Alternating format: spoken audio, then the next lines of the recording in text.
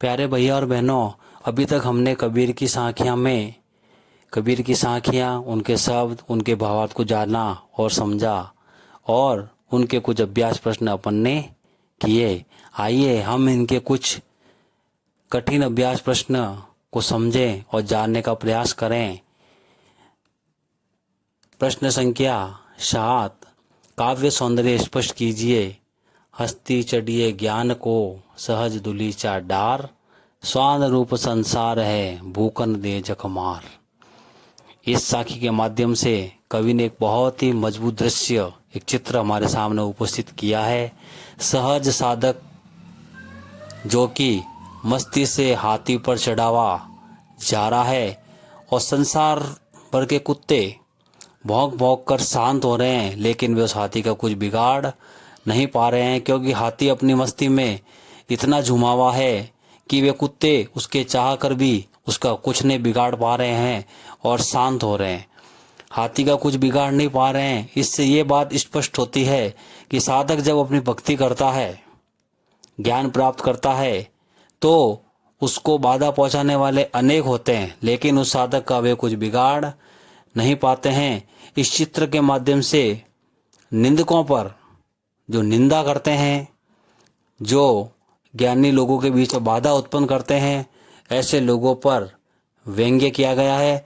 और साधकों के लिए यह एक प्रेरणा है कि अगर साधक सच्चे मन से भक्ति करे तो उसके संसार के अंदर कितनी भी बाधाएं आए, वे उस बाधाएं उसका कुछ नहीं बिगाड़ पाती है। इस काव्य सौंदर्य में, इस पद में रूपक अलंकार का बहुत ही सुंदर कुशलता पूर्वक प्रयोग किया गया है। ज्ञान रूपी हाथी, सहज साधना रूपी दुलीचा, निंदक संसार रूपी स्वान और निंदा रूपी भौंकना, बहुत ही सुंदर अलंकार का, रूपक अलंकार का इसके अंदर प्रयोग किया गया है।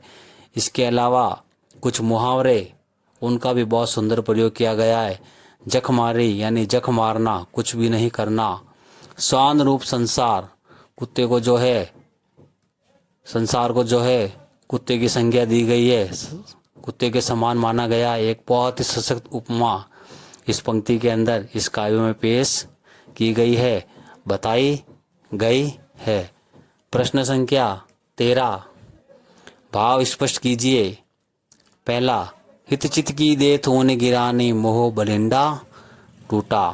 अर्थात भाव यह है कि ईश्वरीय ज्ञान हो जाने के बाद प्रभु के प्रेम रूपी आनंद की जो बारिश होती है, उस आनंद में यदि भक्त डूब जाए उस प्रेम में, तो उसका हृदय पूरी तरीके से उसमें सरोबार हो जाता है। अर्थात उसे संसार से कोई मतलब नहीं रहता है, क्योंकि ईश्वर भक्ति में वो इतना लीन हो जाता है, उसके लिए सारी चीजें बेकार हो जाती है। हित चित की दे थोनी गिरानी, मोह बलिंडा टूटा। और सांसारिक भ्रम की छत को सहारा देने वाले स्वार्थ और लालचा भरे खंभे भी ज्ञान की आंधी में गिर जाते हैं। इस तरह सच्चा ज्ञान मोह रूपी सांसारिक बंधन का भी नाश कर देता है। दूसरा पद है, आंधी पीछे जो जल बूटा, प्रेम हरिजन भीना। अर्थात जब ज्ञान रूपी आंधी चलती है और भक्त जब उसके अंदर साधना करता है, तो ईश्वर के प्रेम का मधुर जल उस मनुष्य को भिगो देता है। अर्थात ईश्वर भक्ति में वो इतना लीन हो जाता है, उस ईश्वर रूपी प्रेम में पूर्णतया डूब जाता है, उससे संसार सागर की कोई परवाह नहीं रहती है। अर्थात अपनी योग साधना से और अपनी कड़ी साधना से भक्त जो है ईश्वर को प्राप्त कर लेता है और उसके मन के सारे मैल धुल जाते हैं। आंधी पीछे जो जल बूटा, प्रेम हरि जल भीना। अर्थात प्रेम में इतना डूब जाता है कि उसे संसार सागर से कोई मतलब नहीं रहता है। इस प्रकार प्रश्न संख्या 7वां और प्रश्न संख्या 13वां हमने समझा। इसके बाद हम आगे का प्रश्न संख्या 14 समझने का प्रयास करेंगे।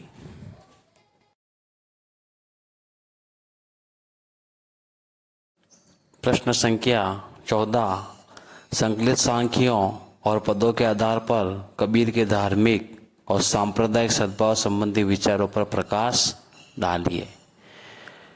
हमने जो अभी तक कबीर की जो सांख्या पढ़ी, उस संकलित सांख्यों से हमें यह ज्ञात होता है कि कबीर समाज में फैले जाने वाले धर्म के झगड़े, जाति धर्म के झगड़े, ऊंच नीच की भावना, मनुष्य का हिंदू मुसलमान में विभाजन आदि से मुक्त, जहाँ पर जाति धर्म के झगड़े ना हो, कोई भी मनुष्य एक दूसरे को ऊंच नीच की भावना से ना देखे, सभी समानता का व्यवहार करे और मनुष्य का हिंदू मुसलमान में जो अलग अलग विभाजन है, इससे मुक्त वे ऐसा समाज देखना चाहते थे जहाँ पर हिंदू मुसलमान के रूप में जो राम रहीम के प्रति कट्टरता के घोर विरोधी थे, उनका वे विरोध करना चाहते थे।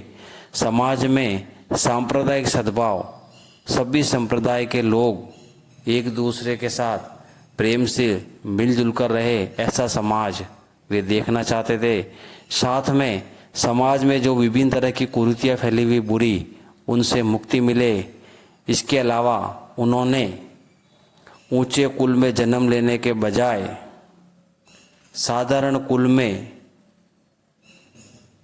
जन्म लेकर अच्छे कार्य को करने को श्रेयस्कर माना है, श्रेष्ठ माना है।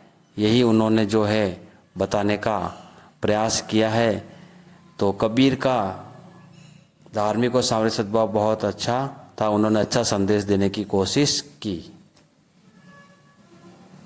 अब हम